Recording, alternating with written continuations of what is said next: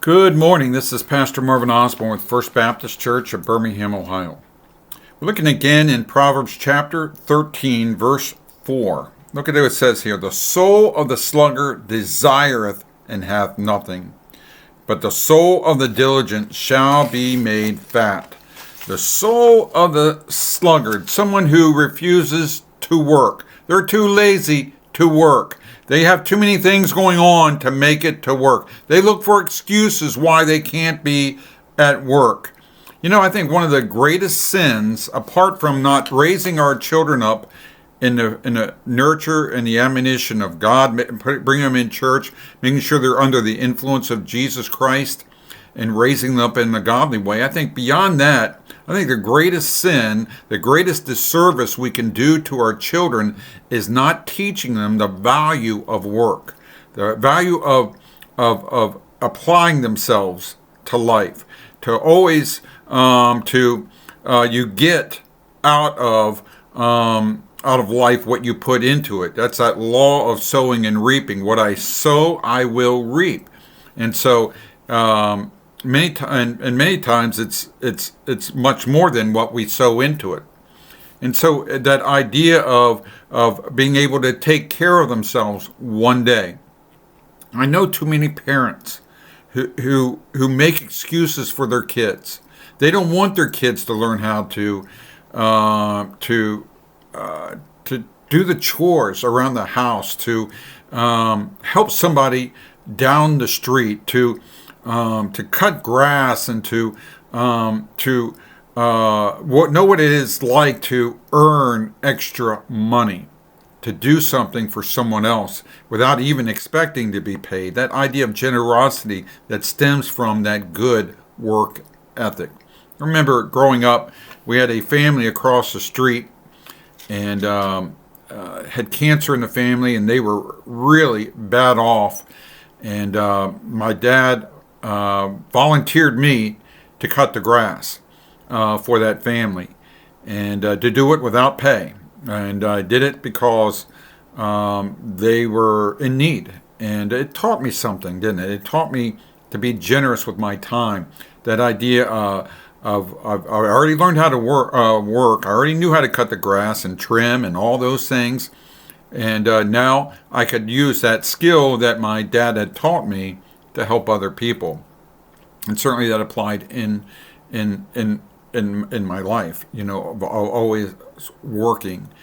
I find too many people that are reliant on their parents. They're in their 20s or in their 30s or in their 40s or older, and they're still living at home. And they may have a family and living at home, and they don't consistently work. They're not even applying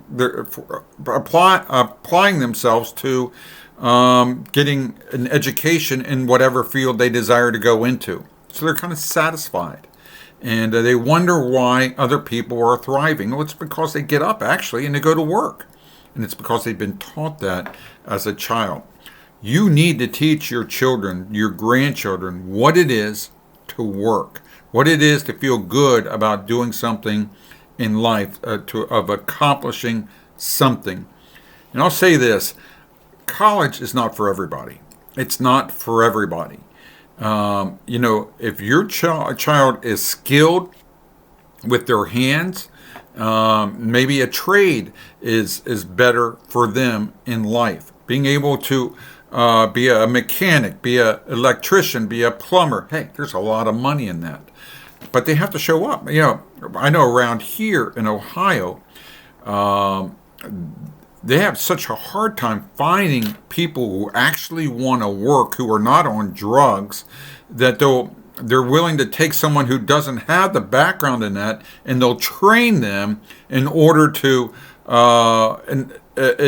have somebody who's going to be there consistently. And so, it helps the company, and it also helps that person who's willing to show up and work. You and I need to teach our children how to work. It says, the soul of the sluggard desireth and hath nothing. One of these days, you're not going to be around to provide for that child, a grown adult. And if they haven't learned how to feed themselves yet, they're going to end up in the prison, or they're going to be a burden on somebody else. You're doing a disservice to them, and you're doing a disservice to society, doing a disservice to their family, because who's going to provide for their children one day if your child has not learned how to work? Give them chores around the house. Expect them to get it done. Well, they have homework. Big deal. You think about those kids that grow up on a farm and what they have to do in order to get that farm ready, take care of the cows, feed the pigs, and all this other stuff before they go to school. That's character development. That is work. And every once in a while, I'll say, "Well, they're too young to do." Listen, that's our mentality. That's never been the mentality of society until our generation. Teach your kids that discipline, that opportunity, that opportunity they have to grow in their life by being a good worker. A good worker.